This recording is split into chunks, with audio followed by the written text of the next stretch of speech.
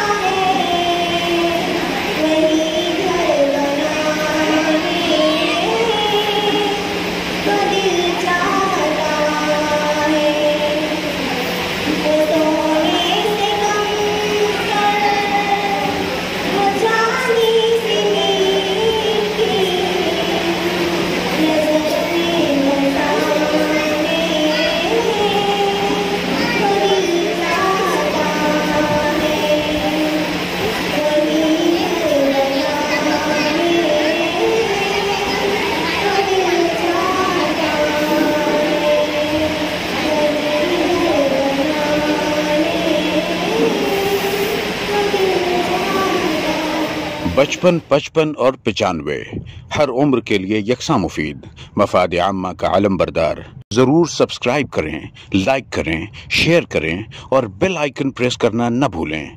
Rabbani the scholar YouTube channel. Rabbani the scholar YouTube channel इल्मी, अदबी, दीनी, मिल्ली, समाजी, सकाफती, तहजीबी, फलाही, तिब्बी, फ़न्नी, माशी, तिजारती, माशरती, इंतज़ामी, इनकलाबी, तहरीकी, तहकीकी, तकनीकी, तफ्तीशी, तामीरी, तालीमी व मालूमाती यूट्यूब चैनल। ज़रूर सब्सक्राइब करें, लाइक करें, शेयर करें और बेल आइकन प्रेस करें। Rabbani the scholar YouTube channel.